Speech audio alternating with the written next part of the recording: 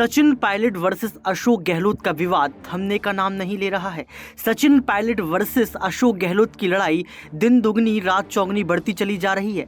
दर्शकों, आपको बता दें कि अशोक गहलोत वर्सेस सचिन पायलट में आरोप प्रत्यारोप का दौर जारी है। सचिन पायलट टोंक पहुंचे। जी हां, टोंक पहुंचने के बाद उन्होंने जो है जमकर अशोक गहलोत को घेरा और इस बीच दर्शकों आपको बता दें कि सचिन पायलट ने जो है प्राकृतिक आपदा मृतकों के परिजनों से मिलकर संवेदना व्यक्त की। यानी कि जो अभी आंधी तूफान आया था उस बीच जो है यहाँ पर सचिन पायलट पहुंचे टोंक और यहाँ पर मृतकों के जो परिजन हैं उनसे मुलाकात की, उनके प्रति संवेदना व्यक्त की और इसके साथ साथ कहीं ना कहीं जो है राजनीति और सियासत को भी बीच में डाल दिया। नमस्कार, आप देख रहे हैं नेक्स्ट 9 न्यूज पॉलिटिकल बाइट। दर्शकों, आपको बता दें कि एक बार फिर सचिन पायलट जो है विवादों का हिस्सा बन चुके हैं, लेकिन इस विवादों के बीच कहीं ना कहीं एक संवेदना भी जुड़ चुकी है, क्योंकि यहाँ पर सचिन पायलट ने मृतकों के परिवार से बात की, प्राकृतिक आपदा को लेकर चिंता जताई। आखिर क्या कुछ कहते हैं सचिन पायलट, आप खुद ही सुनिए। राजस्थान, एक बार जोरदार पायलट संघ राजस्थान, और ये बहुत अद्भुत प्यार से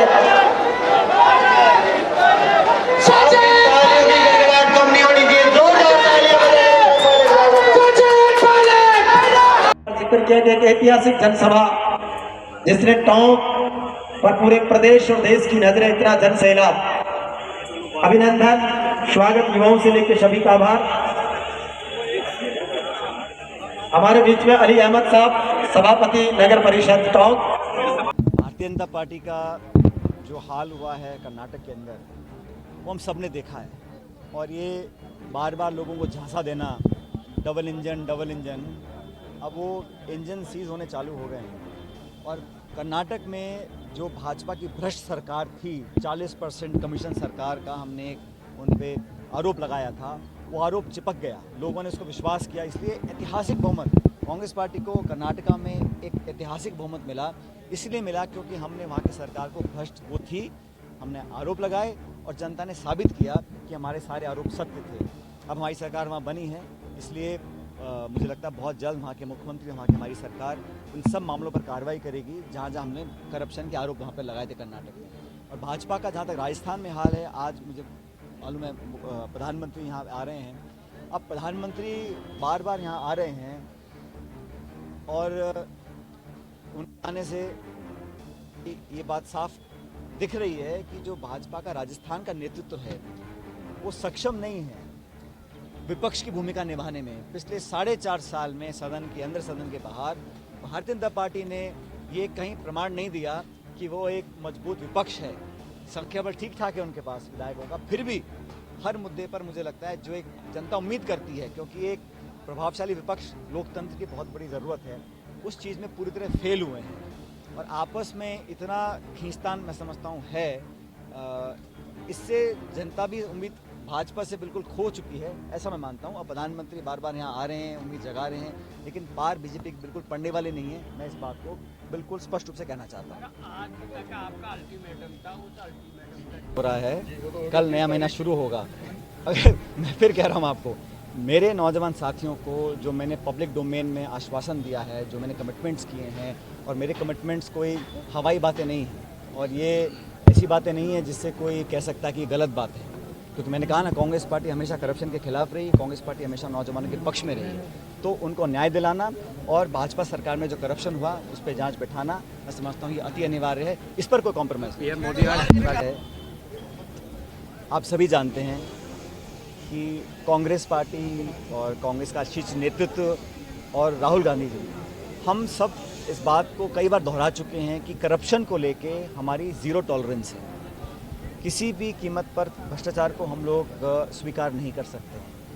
और कांग्रेस ही वो पार्टी है जिसने हमेशा नौजवानों को प्रोत्साहित किया है, राजनीति में बाकी क्षेत्रों में उनको आगे आने का मौका दिया है। तो नौजवानों के साथ अगर कहीं गलत होता है या कहीं उनके साथ नाइंसाफ़ी होती है तो मैं समझता हूँ पार्टी हमेशा उसके खिलाफ रही है। भ्रष्टाचार और नौजवानों के भविष्य, इन दो मुद्दों पर किसी प्रकार का कोई समझौता कोई करे या मैं समझौता करूं, ये संभव नहीं है। अभी 1-2 दिन पहले मेरी बात दिल्ली में हुई थी। कांग्रेस का जो शीर्ष नेतृत्व है, अध्यक्ष जी हैं, बाकी सब लोग हैं, जो मांगे मैंने रखी थी उसका पूरा संज्ञान पार्टी को भी है। दिल्ली में परसों ही मैंने बात की है और मैंने कहा था, जब मैं 15 तारीख को मैंने एक सभा को संबोधित किया था जयपुर के अंदर, कि भाजपा के शासन में वसुंधरा जी के कार्यकाल में जो करप्शन के मामले उठे थे, जो खुद अशोक गहलोत साहब ने, मैंने, तमाम कांग्रेस नेताओं ने अपने मुंह से कई बार हम लोगों ने इन बातों को रखा था और ये बात पब्लिक डोमेन में है, तो उन पर एक प्रभावी जांच होनी चाहिए।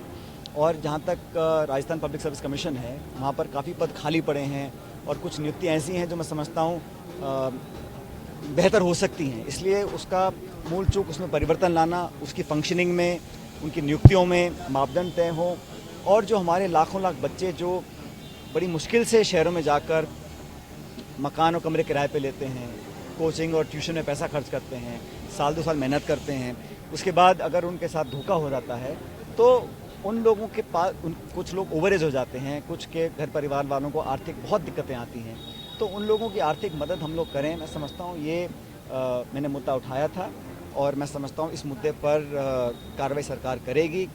जैसा मैंने कहा, परसों मैंने इन बातों को दिल्ली में सब इन बातों को जानते हैं और मैं दोबारा कहना चाहता हूं कि जो मैंने इश्यूज़ उठाए थे, खासकर करप्शन के इश्यूज़, जो व्यापक भ्रष्टाचार, यहाँ लूट मची थी भाजपा के शासन में, उसके खिलाफ कार्रवाई करनी पड़ेगी। और जो नौजवानों को इंसाफ दिलाने की बात थी, उस पर मैं समझता हूँ किसी प्रकार का समझौता करना संभव नहीं है और मैं उम्मीद करता हूँ, क्योंकि आज मेरे ख्याल महीने का आखिरी दिन है और मैंने 15 मई को इस बात को कहा था कि सरकार इस पर जल्द कार्रवाई करे और ये बात सब जानते हैं। तो मैं इंतज़ार कर रहा हूँ कि परसों हमने दिल्ली में बात की थी और कार्रवाई करने का जो दायित्व है वो कह चुके राज्य सरकार को करना है। तो अब देखिए कल क्या होता है। तो सुना आपने सचिन पायलट को सुनने के बाद आपको पता लग गया होगा कि यहाँ पर इमोशनल कार्ड तो खेला ही गया है और साथ में देखा जाए तो सचिन पायलट ने कहीं ना कहीं अपनी ही सरकार पर सवाल खड़े किए हैं, यानी कि अशोक गहलोत पर सवाल खड़े किए हैं। सचिन पायलट ने टोंक जिले के दौरे पर जो है एक बार फिर गहलोत सरकार पर हमला बोला था, आपको याद होगा। मुख्यमंत्री अशोक गहलोत और सचिन पायलट में सुलह के दावे और दिल्ली में आला कमान के साथ मीटिंग के बाद टोंक पहुँचने के बाद जो बयान सामने आ रहे थे, उन बयानों को सुनने के बाद ऐसा लग रहा था कि कहीं ना कहीं आने वाले वक्त में जो है मल्लिकार्जुन खड़गे बड़ा फैसला सुना सकते हैं। अब फैसला क्या होगा ये वक्त तय करेगा, लेकिन जिस बीच जो मृतकों को लेकर और उनके परिजन पर जो यहाँ पर मुलाकात की है सचिन पायलट ने, इसको लेकर ये सियासी मायने निकाले जा रहे हैं कि इससे अशोक गहलोत को झटका लग सकता है, क्योंकि सचिन पायलट ने जमीनी स्तर पर जाकर जो है यहाँ पर मृतकों के परिजनों से मुलाकात की है। आज के लिए सिर्फ इतना ही। देखते रहिए नेक्स्ट 9 न्यूज पॉलिटिकल वाइट।